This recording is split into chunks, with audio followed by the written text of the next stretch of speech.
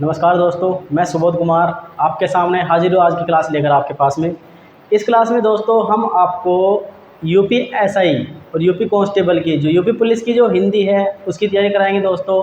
इसके साथ साथ ही हम दोस्तों आपको यूपी टैट, सी टैट और यूपी ट्रिपल एसएससी के जैसे बहुत सारे जो इम्पोर्टेंट एग्ज़ाम्स होते हैं उनकी हिंदी को बहुत ही विस्तार पूर्वक आपको पढ़ाएंगे, जिससे आपको आसानी से हिंदी भाषा को समझ आ सके। तो दोस्तों शुरू करते हैं आज की क्लास। आज का हमारा टॉपिक है सबसे पहला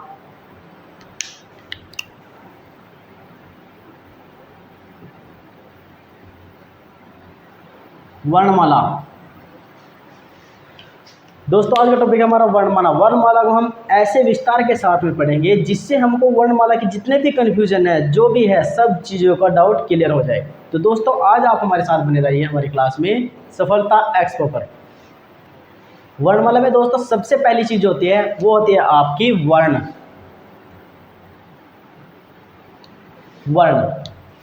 भाषा की सबसे छोटी इकाई जिसके सार्थक खंड न किए जा सके वह वर्ण कहलाती है। मतलब जिसको हम और अधिक टुकड़ों में न बांट सके वह वर्ण कहलाती है। अब इसी वर्ण को हम अक्षर, ध्वनि, चिन्ह आदि नामों से भी जानते हैं।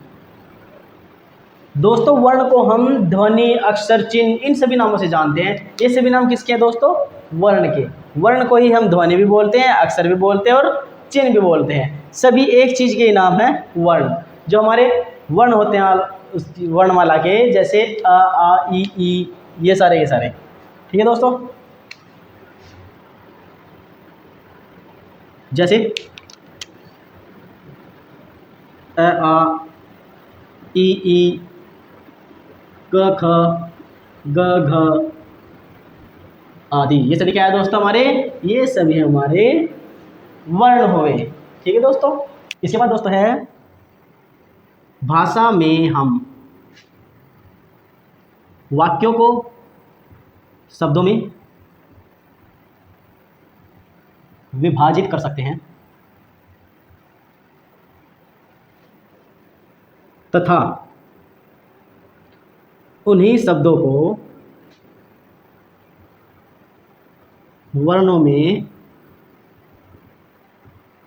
विभाजित कर सकते हैं, किंतु उन वर्णों को हम और खंडों में विभाजित नहीं कर सकते हैं। ठीक है दोस्तों।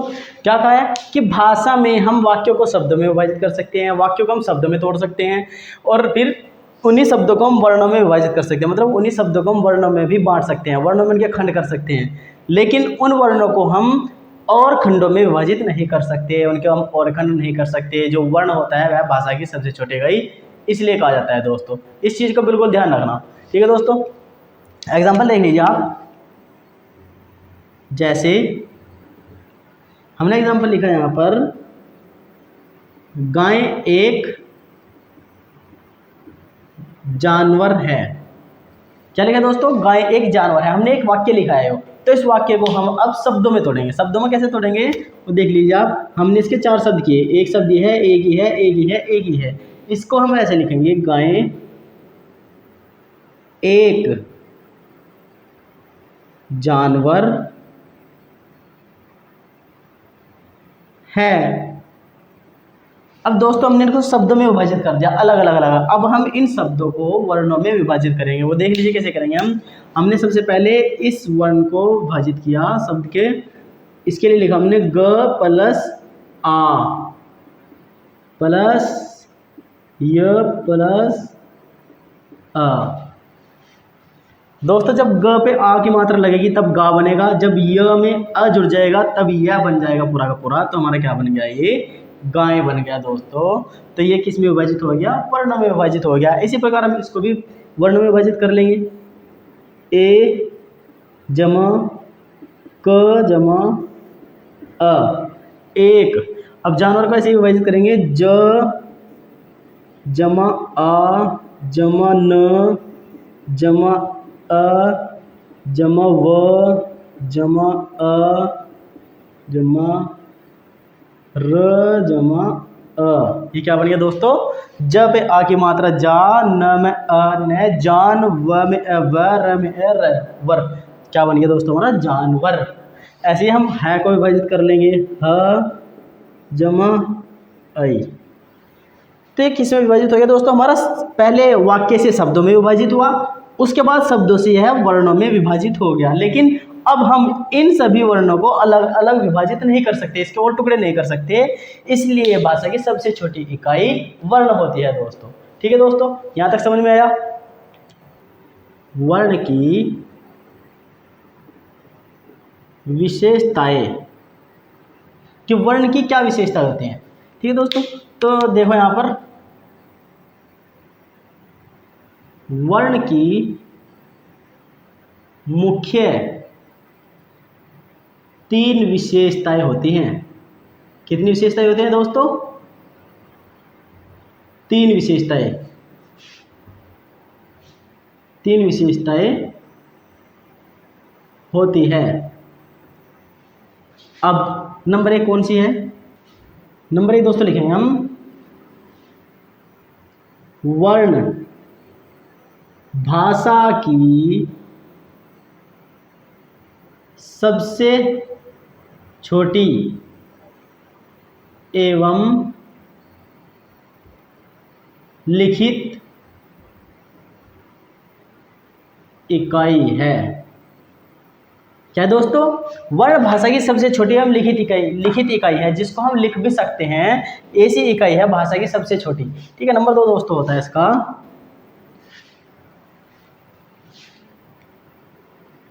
वर्ण के कोई सार्थक खंड नहीं किए जा सकते हैं। दूसरी विशेषता क्या हुई दोस्तों इसकी? कि वर्ण के कोई भी सार्थक खंड नहीं किए जा सकते हैं, वर्ण स्वतंत्र होता है। ठीक है दोस्तों, नंबर 3,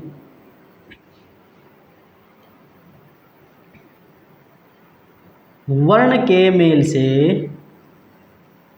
वर्णों के मेल से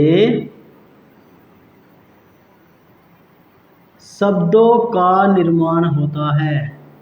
क्या कहा है दोस्तों? कि वर्ण के मेल से शब्दों का निर्माण होता है। ठीक है, वर्णों के मेल से ही दोस्तों शब्दों का निर्माण होता है। जो शब्द बनते हैं वो वर्णों के संयोग से ही बनते हैं। जब वर्ण, एक से अधिक वर्ण मिलकर किसी सार्थक अर्थ को प्रकट करते हैं तो वही शब्द कहलाता है दोस्तों। ठीक है, तो इसकी क्या होगी? ये तीनों इसकी विशेषताएं होगी। बहुत खास बात है दोस्तों, बहुत ध्यान से पढ़ते चलना। ठीक है दोस्तों, अब दोस्तों आते हैं हम वर्णमाला की परिभाषा पर, कि वर्णमाला की परिभाषा क्या है, वर्णमाला कहते किसे हैं। तो इसके लिए ध्यान दीजिएगा, इसके लिए बहुत ही आसान सी परिभाषा है एक, किसी भी भाषा के सभी वर्णों के व्यवस्थित एवं क्रमिक समूह को उस भाषा की वर्णमाला कहते हैं। किसी भी भाषा के सभी वर्णों के व्यवस्थित एवं क्रमिक समूह को, व्यवस्थित जो एक व्यवस्था में लगाए गए हो, और क्रम में जो जिसके बाद आएगा, जिसके पहले आएगा वह उसके साथ में रखा जाता है, किसी और जगह पे नहीं रखा जाता है, उसे बोलते हैं हम क्रमिक समूह। तो उस भाषा की वह वर्णमाला बन जाएगी, चाहे वह कोई भी भाषा है, चाहे हिंदी है, चाहे अंग्रेजी है, चाहे उर्दू है, पंजाबी है, कोई भी है दोस्तों। ठीक है, अब देखिए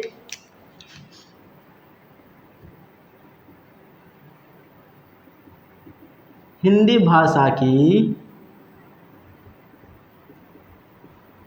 वर्णमाला में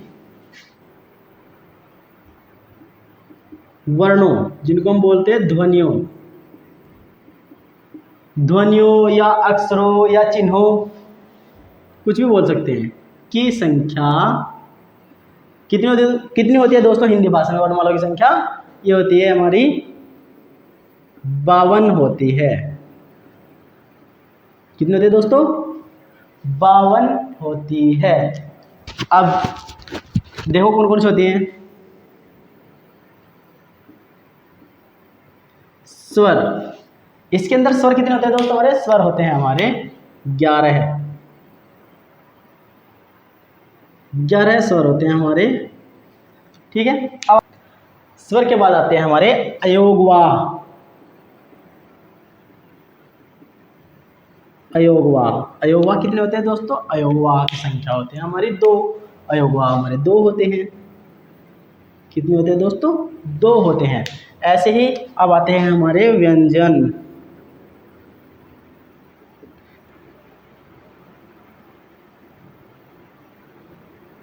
उनतालीस।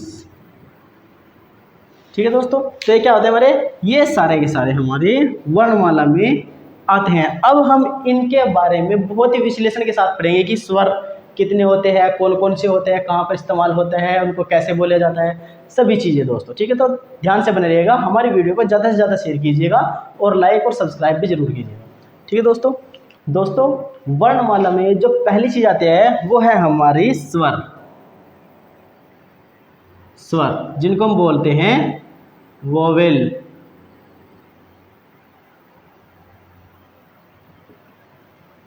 वोवेल बोलते हैं दोस्तों इसको।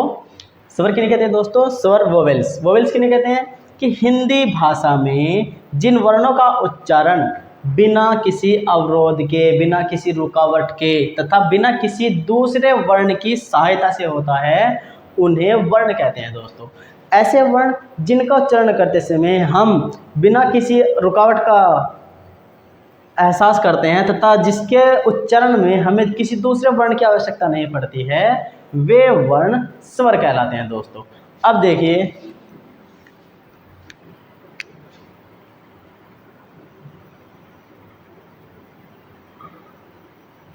हिंदी में स्वरों की संख्या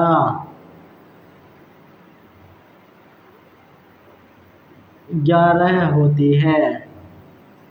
हिंदी वर्णमाला में स्वर 11 होते हैं दोस्तों। वे कौन कौन से होते हैं देख लीजिएगा।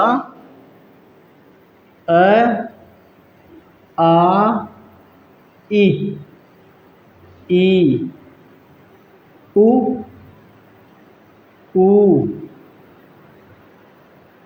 री, ए, आई, ओ, औ।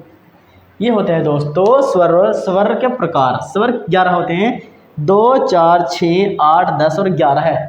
अ, आ, ई, उ, री, ए, ऐ, ओ, औ। ये 11 स्वर होते हैं दोस्तों हिंदी वर्णमाला में। ठीक है, अपने मन के भावों और विचारों को सरलता से प्रकट करने के लिए हम भाषा में इन स्वरों की मात्राओं का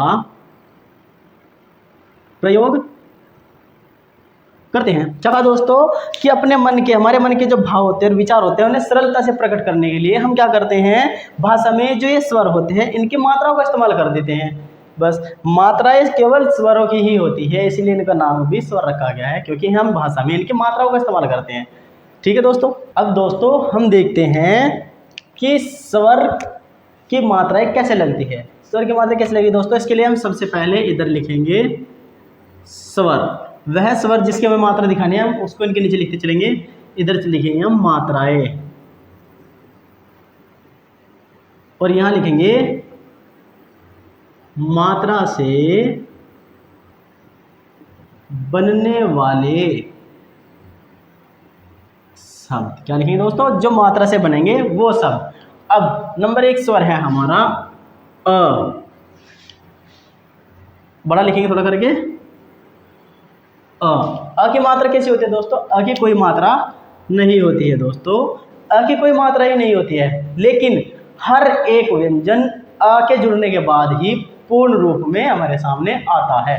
इस चीज़ को ध्यान रखिएगा दोस्तों, हम आगे बताएंगे इसके लिए आपको, ठीक है। आगे कोई मात्रा नहीं होती है, जैसे हमने लिखा कल, चल, मन, घर, ऐसे ही और भी शब्द। दोस्तों ये जो शब्द है इनमें अ की मात्रा लगी हुई होती है पहले से ही, लेकिन हम अ की मात्रा को किसी भी चिन्ह से नहीं दर्शाते हैं, ठीक है। लेकिन जितने भी वर्णमाला के जितने भी व्यंजन हैं उन सभी वर्णों में अ के जुड़ने के बाद ही वह पूर्ण व्यंजन बनते हैं दोस्तों। अब आता है हमारा आ।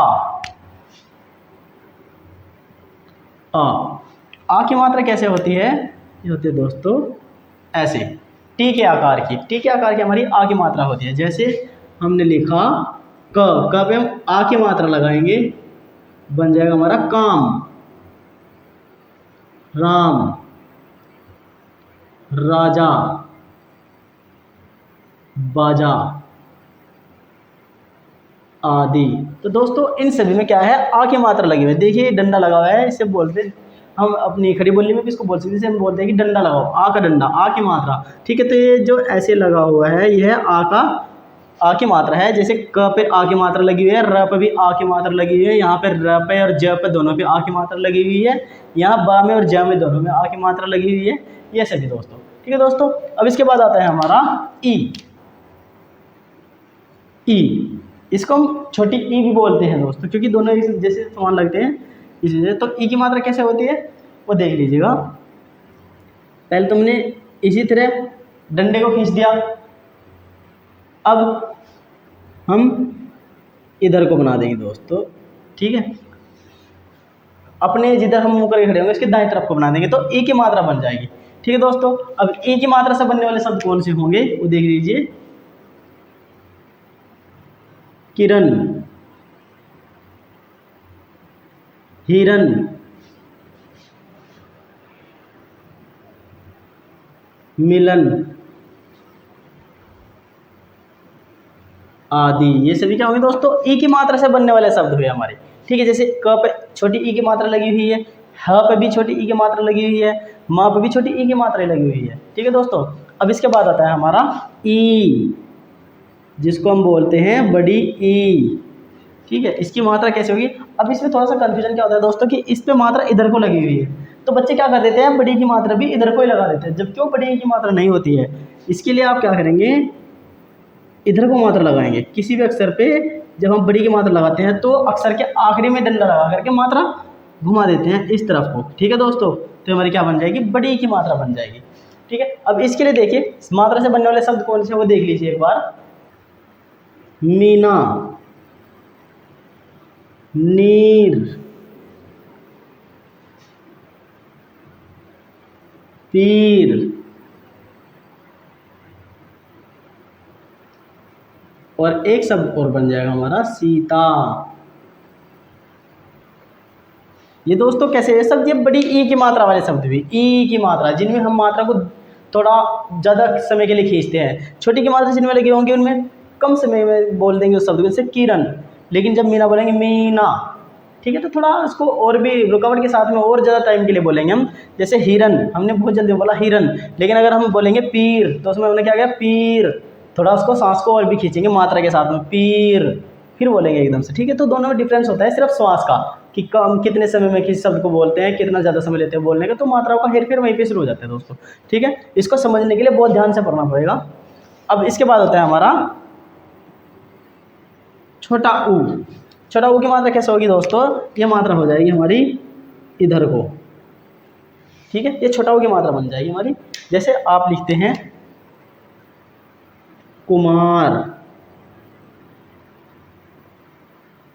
कुम्हार, कुल्हाड़ी, कुल्हाड़ी,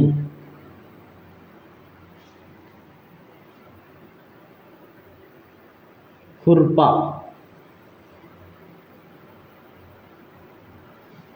ये दोस्तों क्या हुआ, इसमें थोड़ा कन्फ्यूज मत होएगा। कुमार, कुमार का आप सब जानते हैं, जो नाम के बाद में लगाते हैं बहुत सारे लोग। कुम्हार, कुम्हार एक जाति विशेष का हो गया। कुल्हाड़ी, कुल्हाड़ी एक यंत्र हो गया लकड़ी काटने के लिए। और ये खुरपा, खुरपा दोस्तों गांव में मिट्टी खोदने के लिए, फसल को एक तरह से उपजाऊ करने के लिए, मिट्टी खोदने के लिए इस्तेमाल किया जाने वाला यंत्र है। तो इसमें ज़्यादा कंफ्यूज मत होएगा कि खुरपा होता क्या है। ये गांव में इस्तेमाल होता है, जो गांव के लोग होंगे अब बहुत अच्छी तरह से जानते होंगे कि खुरपा होता क्या है। ठीक है दोस्तों, तो इन सभी में क्या लगा हुआ है, आपकी ऊ की मात्रा लगी हुई है, छोटे ऊ की। ठीक है दोस्तों, अब आता है आपका हमारा ऊ। अब है ऊ, इसको हम बोलते हैं बड़ा ऊ भी बोलते हैं इसको। तो इसकी मात्रा होगी दोस्तों, ये अपोजिट होगी इसकी। ये इधर को थी तो ये इधर को हो जाएगी, ये घूम जाएगी। ठीक है, ये दूसरी तरफ को हो जाएगी। इसको थोड़ा सही बना देते हैं ऐसे करके। ठीक है दोस्तों, अब इस मात्रा से बनने वाले शब्दों को पढ़ेंगे हम। वो देख लो कौन से हैं। जैसे हम लिखते हैं सूरज, सूरज। अब हम लिखते हैं जूता, जूता, जूता। अब हम लिखते हैं जैसे सूल और सूरमा आदि। इन सभी में क्या लगा हुआ है दोस्तों, हमारी बड़ा ऊ की मात्रा, ऊ की मात्रा लगी हुई है बड़ा ऊ की। इसमें भी वही है जैसे सेम इनमें था कि एक को कम समय में बोलते हैं, एक को लंबे समय में बोलते हैं। ऐसे इनमें जिनमें छोटा ऊ की मात्रा लगी होगी उनको जल्दी बोल देंगे, और जिनमें बड़े ऊ की मात्रा लगी होगी उनको थोड़े सांस खींच करके बोलेंगे। जैसे सूरज, जूता, सूल, इसमें है सूरमा। ठीक है दोस्तों, अब इनको हम जल्दी जल्दी बोलेंगे। कुम्हार, कुल्हाड़ी, कुमार, खुरपा, एकदम से बिल्कुल जल्दी से बोल देते हैं। ठीक है दोस्तों, यही डिफरेंस होता है, बस थोड़ा सा समझने की बात होती है, आप आसानी से समझ जाते हैं। जब आप किसी भाषा का उच्चारण स्पष्ट और शुद्ध रूप से करने लगते हैं तो आपको मात्राओं का ज्ञान आराम से आ जाता है दोस्तों। ठीक है, अब इसके बाद आता है हमारा री। री, री की मात्रा किस होती है दोस्तों, इस तरह की। किसी भी अक्षर में इस तरह की मात्रा लग जाएगी तो री की मात्रा बन जाएगी। कैसे, जैसे हम लिखते हैं कृषि, कृषि। कृषि में जो ये लगी हुई मात्रा है री की मात्रा है, तो क्या बन गया, कृषि। ठीक है दोस्तों, जैसे हम लिखते हैं सृष्टि, सृष्टि। सृष्टि में भी हो गया कृपा, कृपा। तृप्त, तृप्त हो गया तृप्त। ठीक है दोस्तों, तृप्त हो गया है। री की मात्रा है कृषि, सृष्टि, कृपा, तृप्त। ठीक है दोस्तों, ये सारे शब्द क्या हो गए हमारे री की मात्रा वाले हो गए दोस्तों। ठीक है दोस्तों, अब इसके बाद हमारे शब्द आता है ए। ए की मात्रा कैसे होती है, इसमें ऐसे करके और ऊपर सिर्फ एक मात्रा आएगी दोस्तों। इसकी पहचान है, इसमें सिर्फ किसी भी अक्षर पे एक मात्रा लगेगी और एक ही मात्रा होगी। जैसे मेनका,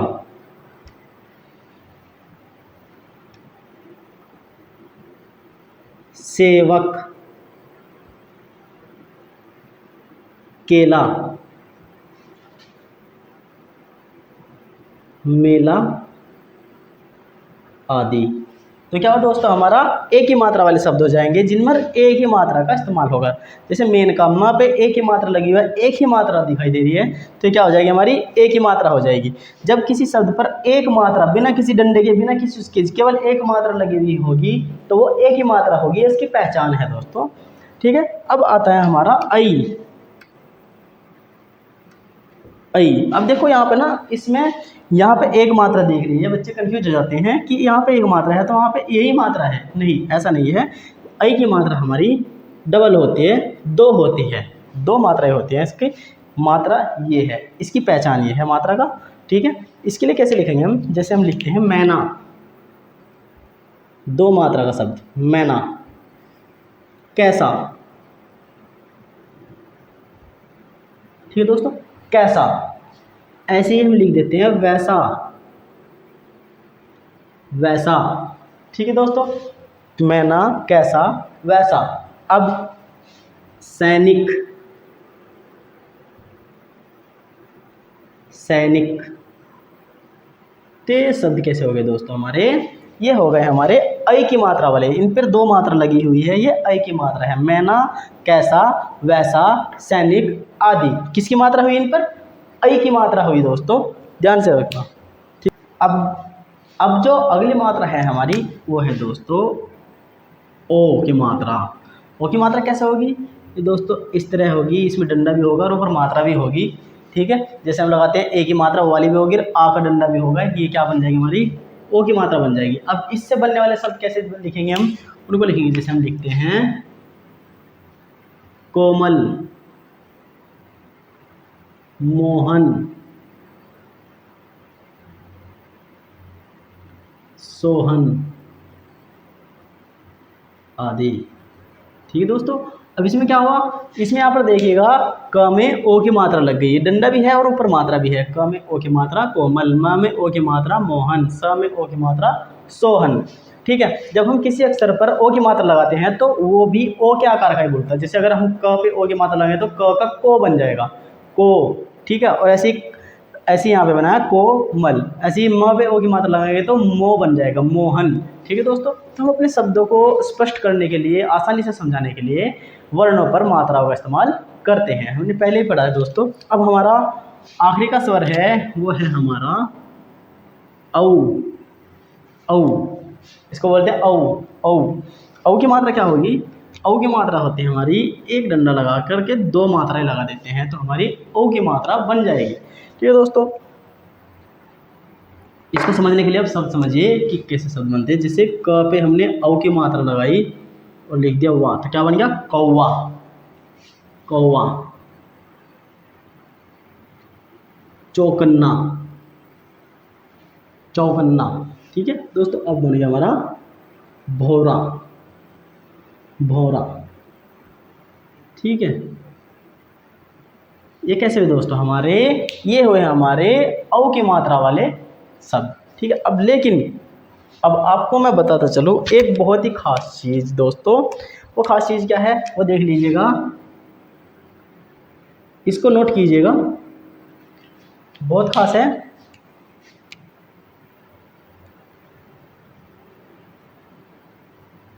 अ जो वर्ण है अ की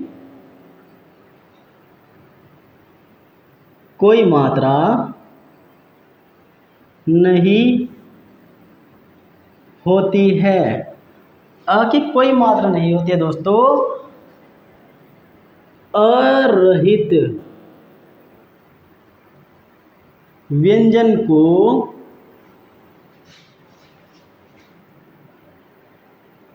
हल, ऐसे निशान हल, चिन्ह के द्वारा प्रदर्शित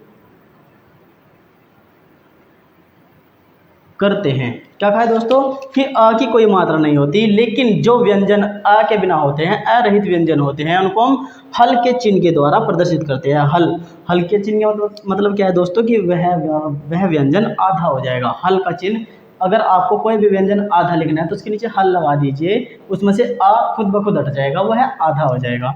जैसे एग्जाम्पल देखिए,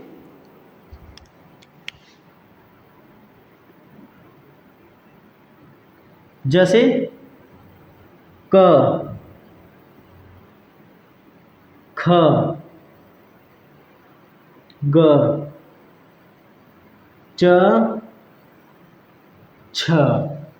ठीक है दोस्तों, अगर किसी भी व्यंजन के नीचे आप ये हल का चिन्ह लगा देंगे ऐसे करके, तो क्या हो जाएगा दोस्तों, वह वर्ण अरहित हो जाएगा, वह व्यंजन अरहित हो जाएगा, उसमें से अ हट जाएगा। ठीक है दोस्तों, और हमने बताया था आपको कि हर एक व्यंजन में अ जुड़कर ही वह पूर्ण व्यंजन होता है दोस्तों। ठीक है, लेकिन अगर अ हट जाएगा तो ऐसा उनके साथ में चिन्ह खुद ब खुद आ जाएगा, अगर आप उनमें से अ हटा दोगे। ठीक है दोस्तों, बहुत खास चीज़ है, ध्यान रखना दोस्तों इस बात का। ठीक है, इसके बाद दोस्तों आता है हमारा स्वर के भेद, कि स्वर के कितने भेद होते हैं। स्वर के भेद, कितने भेद हैं स्वर के, तो देखिए दोस्तों अलग अलग तरह से स्वर के अनेक प्रकार के भेद होते हैं, जिनको हम पढ़ाते हुए चलेंगे। जैसे मात्रा के आधार पर स्वर के भेद। ठीक है दोस्तों, पहला क्या हो गया हमारा, मात्रा के आधार पर स्वर के भेद, मात्रा के आधार पर स्वर के कितने भेद होते हैं। तो इसमें देखिए दोस्तों, मात्रा के आधार पर स्वर के 3 भेद होते हैं। कितने भेद? तो कितने तरह के स्वर हो गए हमारे? नंबर 1 हर्ष स्वर हो गया, नंबर 2 दीर्घ स्वर हो गया, नंबर 3 प्लुत स्वर हो गया। अब हम इनको भी विश्लेषण के साथ में पढ़ते हुए चलेंगे कि हर्ष स्वर किसे कहते हैं और दीर्घ स्वर किसे कहते हैं, प्लुत स्वर किसे कहते हैं, कौन से होते हैं, वो सब कुछ। ठीक है, तो बने रहिए हमारे साथ वीडियो में दोस्तों। हर्ष स्वर किसे कहते हैं दोस्तों? इसको हम इंग्लिश में शॉर्ट वोवेल्स भी बोलते हैं। ठीक, कि जिन स्वरों के उच्चारण में कम समय लगता है, बहुत ही कम समय लगता है, या एक मात्रा का समय लगता है, बहुत ही ज़्यादा कम, उन्हें हर्ष स्वर या एक मात्रिक स्वर कहते हैं। ध्यान रखना दोस्तों। ठीक है, मतलब जिन स्वरों के उच्चारण को हम बहुत जल्दी कर देते हैं, बहुत जल्दी बोल ले जाते हैं, वो हमारे मुंह से एकदम से निकल जाते हैं, उन स्वरों को हम एक मात्रिक स्वर या हर्ष स्वर कहते हैं। ठीक है दोस्तों, अब इसके बाद देखो, हर्ष स्वरों की संख्या 4 होती है। हर्ष स्वर 4 होते हैं। वो कौन कौन से होते हैं? ये होते हैं हमारे अ, छोटी ई, उ और री। ठीक है दोस्तों, ये हमारे 4 होते हैं। हर्ष स्वर 4 होते हैं, ध्यान से पढ़ना दोस्तों। अ, ई, उ, री, ये हमारे 4 हर्ष स्वर होते हैं। इनको बोलने में बहुत ही ज़्यादा कम समय लगता है, या एक मात्रा के बराबर का समय लगता है, इसलिए इनको एक मात्रिक स्वर या हर्ष स्वर कहते हैं। ठीक है दोस्तों, नंबर 2 हमारा स्वर है दीर्घ स्वर। दीर्घ स्वर क्या कहते हैं? इसको हम इंग्लिश में लॉन्ग वोवेल्स भी बोलते हैं। अब इसकी परिभाषा देखिए, हम समझेंगे किसको, इसको कि जिन स्वरों के उच्चारण में, जिन स्वर के उच्चारण में हर्ष स्वरों की अपेक्षा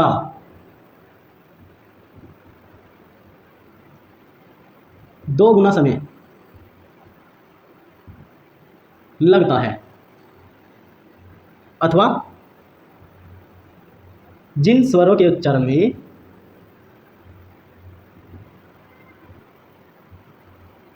दो मात्राओं जितना समय लगता है, वे स्वर दीर्घ स्वर या तो वे स्वर दीर्घ स्वर कहलाएंगे, या फिर द्विमात्रिक स्वर कहलाते हैं। ठीक है दोस्तों, जिन स्वरों के उच्चारण में हर्ष स्वरों की अपेक्षा, जो स्वर हमने पीछे पढ़े हैं हर्ष स्वर, उनकी अपेक्षा 2 गुना समय लगता है, अथवा जिन स्वरों के उच्चारण में 2 मात्राओं जितना समय लगता है, वे स्वर दीर्घ स्वर कहलाते हैं, या फिर उनको द्विमात्रिक स्वर भी बोलते हैं। अगर आपसे कहीं पूछ ले कि द्विमात्रिक स्वर कौन कौन से होते हैं, तो जो भी आप इसमें पढ़ोगे वही द्विमात्रिक स्वर होंगे। अगर आपसे पूछ ले कि एक मात्रिक स्वर कौन से है, तो आपने पीछे पढ़े एक मात्रिक स्वर 4 होते हैं। कौन कौन से? अ, ई, उ और री। ठीक है, ये 4 स्वर एक मात्रा वाले हो गए दोस्तों। ठीक है, तो सबसे ज़्यादा ना कन्फ्यूजन इसमें करते हैं आजकल, हर एक परीक्षा में हर्ष और दीर्घ स्वर ना पूछ करके एक मात्रिक स्वर और द्विमात्रिक स्वर पूछते हैं बच्चों को, क्योंकि बहुत कम बच्चों ने इनको पढ़ा हुआ होता है दोस्तों। ठीक है, अब इन स्वरों की संख्या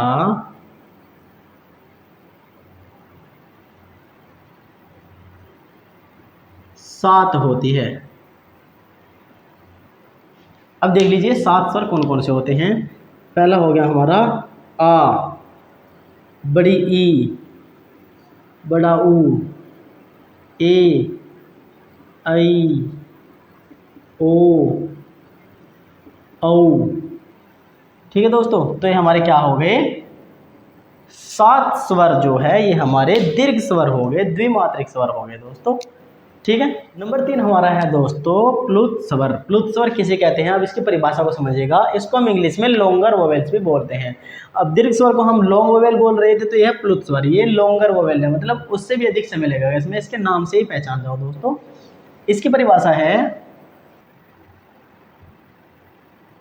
जिन स्वरों के उच्चारण में दीर्घ स्वरों की अपेक्षा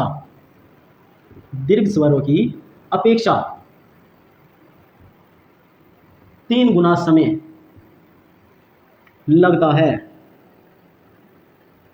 उन्हें प्लुत स्वर कहते हैं। जिन स्वरों के उच्चारण में दीर्घ स्वरों की अपेक्षा 3 गुना समय लगता है, जो हमारा दीर्घ स्वर था उसमें ही हर्ष स्वर की अपेक्षा 2 गुना समय लग रहा था, लेकिन इसमें दीर्घ स्वर की अपेक्षा भी 3 गुना अधिक समय लगेगा, उतने अधिक समय में स्वर बोला जाएगा। ठीक है, उसको हम प्लुत स्वर कहते हैं। दोस्तों इसके बारे में एक बात और जान लीजिए, इस स्वर का प्रयोग किसी शब्द को देर तक बोलने में या किसी व्यक्ति को दूर से पुकारने में, जैसे देख लीजिए एग्जाम्पल देख लीजिए, इसका एग्जाम्पल बहुत ज़्यादा ज़रूरी है क्योंकि उससे आपके समझ में आएगा। जैसे हम लिखते हैं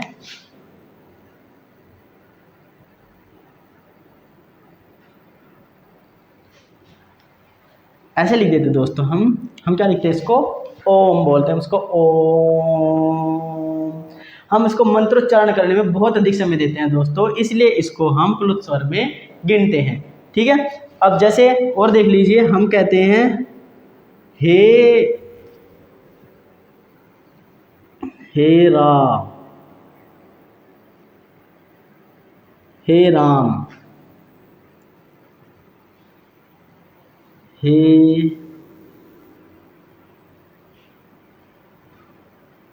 भगवान, हे भगवान। ठीक है दोस्तों, ये सब क्या है, जैसे हम किसी को बुलाएंगे हे राम, हम ईश्वर को याद करते हैं। कभी मुसीबत के समय हम जब बुलाते हैं कि हे भगवान, तो हम उस शब्द को बहुत ज़्यादा समय तक के लिए बुलाते हैं। अब इसने एक बात और कही कि किसी व्यक्ति को दूर से पुकारने में इसका इस्तेमाल किया जाता है। अगर हम किसी को दूर से आवाज़ देंगे तो आप खुद ही आवाज़ दे करके देखिएगा, जब आप दूर से बुलाएंगे, अगर आपके भैया हुए तो कैसे बुलाओगे कि भैया, बहुत ज़ोर से, बहुत काफ़ी देर तक के लिए उस शब्द को आप उच्चारण करते रहेंगे। ठीक है, अगर आप अपने पापा को बुलाएंगे तो जब भी ऐसी आवाज़ काफ़ी देर तक देंगे, अगर आपकी बहन है या आपका दोस्त है कोई भी, उसका नाम लेकर बुलाएंगे, तो जैसे कुछ भी नाम है, जैसे आप नाम देख लीजिए कमल, अगर हमारा दोस्त है कहीं दूर खड़ा है तो हम उसको आवाज़ देंगे कि कमल कमल, तो हम उसको बहुत ज़्यादा देर तक के लिए खींचेंगे दोस्तों, जबकि उसमें मात्रा नहीं है, लेकिन हम तब भी उसका उच्चारण और देर तक करते हैं, तो ये किस में आ जाएगा, आपका प्लुत स्वर में आ जाएगा दोस्तों, ध्यान रखिएगा। ठीक है, तो हमने आपको तीनों प्रकार बता दिए स्वर के, हर्ष स्वर, दीर्घ स्वर और प्लुत स्वर, जिनको आप बहुत अच्छे से पढ़ चुके हैं। एक खास बात और है दोस्तों, उस खास बात में क्या है देख लीजिए कि अब हिंदी में प्लुत स्वर का प्रचलन लगभग समाप्त हो गया है। केवल संस्कृत में ही इसका प्रयोग होता है। ठीक है दोस्तों, हिंदी भाषा में अब इसका लगभग प्रचलन समाप्त हो चुका है, संस्कृत भाषा में इसका अधिकतर प्रयोग आपको देखने को मिलेगा। ठीक है दोस्तों, इसके बारे में कोई डाउट नहीं है अब। ठीक है दोस्तों, अभी जो हमने पीछे मात्राओं के आधार पर स्वर के भेद पढ़े थे, अब हम नंबर 2 पढ़ रहे हैं, योग, संरचना, बनावट तथा व्युत्पत्ति के आधार पर स्वर। ठीक है, तो दोस्तों इस आधार पर स्वर के 2 भेद होते हैं। कितने भेद होते हैं दोस्तों? 2 भेद होते हैं इस आधार पर। नंबर 1 देख लीजिए, नंबर 1 क्या है? नंबर 1 है हमारा मूल स्वर, इसको हम बोलते हैं जड़ स्वर, इसी को हम एक अन्य नाम से भी जानते हैं, जिसको हम बोलते हैं बीजाक्षर स्वर। ठीक है दोस्तों, ये क्या हुआ हमारा नंबर 1 प्रकार हो गया दोस्तों, मूल स्वर, जड़ स्वर या बीजाक्षर स्वर, ये सब इसी के नाम हैं। और नंबर 2 है हमारा संयुक्त स्वर, इसको ही बोलते हैं हम संधि स्वर। ठीक है दोस्तों, संयुक्त स्वर, संधि स्वर, या इसी को ही हम बोलते हैं कृत्रिम बनावटी स्वर। ठीक है दोस्तों, तो ये हमारे दो प्रकार हो गए। कौन कौन से? पहला प्रकार जो था हमारा योग संरचना बनावट और व्युत्पत्ति के आधार पर, वो हमारा मूल स्वर, जिसको हम जड़ स्वर भी कहते हैं, इसी को हम बीजाक्षर स्वर भी कहते हैं। अब नंबर 2 हो गया हमारा संयुक्त स्वर, इसी को हम संधि स्वर बोलते हैं, इसी को हम कृत्रिम स्वर बोलते हैं और इसी को हम बनावटी स्वर भी बोल देते हैं। अब हम इनके बारे में बहुत ही विस्तार के साथ पढ़ते हुए चलेंगे दोस्तों कि इनको कहते क्या है। नंबर 1 जो हमारा है वो है हमारा मूल स्वर। मूल स्वर किसे कहते हैं, इसके बारे में हम पढ़ेंगे। वे स्वर जो अपने आप में पूरी तरह स्वतंत्र होते हैं, अर्थात जिन स्वरों का निर्माण अन्य स्वरों की सहायता के बिना होता है, वे मूल स्वर कहलाते हैं। ठीक है दोस्तों, इन जो ये स्वर होते हैं उनके निर्माण में किसी भी दूसरे स्वरों की सहायता नहीं ली जाती है, यह पूरी तरह से स्वतंत्र होते हैं दोस्तों। ये कौन से होते हैं दोस्तों? ये भी हमारे वही होते हैं, अ, ई, उ, री। ठीक है दोस्तों, इनकी संख्या भी 4 ही होती है, बस नाम बदल चुका है दोस्तों, वरना बाकी सब कुछ वही रहेगा। जो हर्ष स्वर में था वही मूल स्वर में है, वो भी स्वतंत्र ही थे, बिना किसी स्वर की सहायता के बने हुए थे। ये भी वही है, सेम संख्या भी इनकी 4 ही है और वही है, बिल्कुल सेम टू सेम। दोस्तों अब हमारा नंबर 2 जो प्रकार है वह है संधि या संयुक्त स्वर। ठीक है दोस्तों, तो इसमें क्या है, संधि या संयुक्त स्वर किसे कहते हैं? ये दो स्वरों के मेल से बनते हैं। जब ए और ए मिल जाता है तो आ बन जाता है, जब ई और ई मिल जाती है तो ई बन जाता है। अब ऊ और ऊ मिलने से ऊ बन जाएगा, ऐसे ही अ और ई के मेल से ए बन जाएगा। अब अगर अ और ए मिल जाए तो ऐ बन जाएगा। अब अ और ऊ मिलने से ओ बन जाएगा, और अ के और ऊ के मेल से औ बन जाएगा दोस्तों। इसलिए इनको संधि स्वर या संयुक्त स्वर कहते हैं। ठीक है दोस्तों,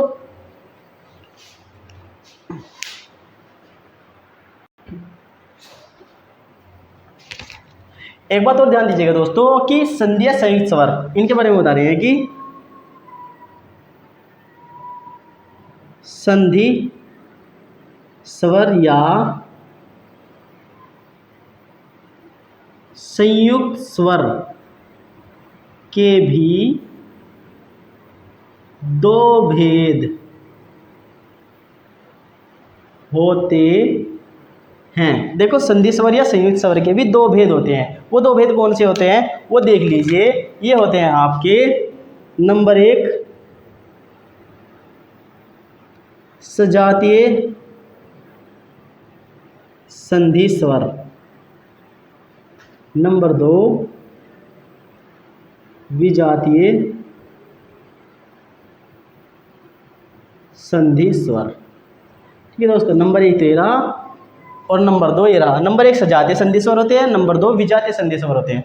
अब ये किसका है? संयुक्त स्वर या संधि स्वर के भेद हैं। इसके भी 2 भेद होते हैं। अब इन 2 भेदों को हम बड़े विश्लेषण के साथ में पढ़ते हुए चलेंगे, समझते हुए चलेंगे कि होते क्या है और कौन कौन से होते हैं। ठीक है, क्योंकि दोस्तों वे स्वर जो 2 स्वरों की संधि अर्थात मेल से बने होते हैं उन्हें संयुक्त स्वर या संधि स्वर कहते हैं। समझ में आया दोस्तों कि मूल स्वर किसे कहते हैं और संधि स्वर किसे कहते हैं? मूल स्वर में जो स्वर होते हैं स्वतंत्र होते हैं, उनको बनाने के लिए किसी दूसरे स्वर की सहायता नहीं लेनी पड़ती है। लेकिन जो संयुक्त स्वर होते हैं, संधि स्वर होते हैं, उन स्वरों में 2 स्वर मिलकर के तब बनते हैं, 2 स्वरों के योग से ही ये स्वर बनते हैं। अब वो स्वर कौन से हैं? देखिए दोस्तों, संधि स्वर के जो हमने भेद बताए थे, सजातीय संधि स्वर तथा विजातीय संधि स्वर, उनके बारे में पढ़ते हुए चलेंगे कि सजातीय संधि स्वर कहते किसे हैं। तो ये वे स्वर होते हैं जो एक जैसे या एक समान दिखने वाले स्वरों के मेल से बनते हैं। जब हम एक जैसे दिखने वाले स्वरों को मिला देंगे तो क्या हो जाएगा? हमारे सजातीय संधि स्वर निकल कर सामने आएंगे। जैसे हमने अ को अ के साथ जोड़ दिया तो हमारा आ निकल के आया, ऐसे ही हमने ई को ई के साथ जोड़ दिया तो बड़ी वाली ई निकल के आई हमारी, ऐसे ही हमने ऊ को ऊ के साथ जोड़ दिया तो हमारा ऊ बन गया। तो ये क्या होते हैं दोस्तों? ये हमारे सजातीय संधि स्वर है, एक जैसी जाति के मेल से बनने वाले सजातीय संधि स्वर है दोस्तों। ऐसे ही हमारे होंगे विजातीय संधि स्वर। विजातीय, इसमें वी लग गया है, मतलब ये अलग जाति के, अलग तरह से दिखने वाले, उनके योग से बनेंगे स्वर। कैसे बनेंगे? ये वे स्वर होते हैं जो अलग अलग स्वर की संधि से बने होते हैं, अलग अलग स्वरों की संधि से बने होते हैं। एक जैसे स्वरों की संधि से नहीं बनेंगे ये वाले, ठीक है। जैसे अ के साथ में अगर ई जोड़ दे तो हमारा क्या बन जाएगा? ए बन जाएगा। ऐसी अ के साथ में ए जोड़ने से हमारा ऐ बन गया दोस्तों। ऐसी अ के साथ में जब ऊ जोड़ेंगे तो हमारा ओ बन जाएगा, और अ के साथ में ओ जोड़ने से हमारा औ बन जाएगा। तो ये दोस्तों क्या हो गए? हमारे विजातीय स्वर हो गए, ठीक है दोस्तों। अब संधि स्वर के अंदर भी हमने जो दो प्रकार बताए आपको, सजातीय स्वर और विजातीय संधि स्वर, उन दोनों प्रकारों को हमने आपको बहुत ही अच्छे तरीके से बता दिया दोस्तों। आगे की वीडियो के लिए बने रहिए हमारे चैनल पर। इसके बाद की वीडियो हम आपको बहुत जल्द ही भेजने वाले हैं दोस्तों। तो जितना ज़्यादा हो सके हमारे चैनल को लाइक, शेयर और सब्सक्राइब कीजिए।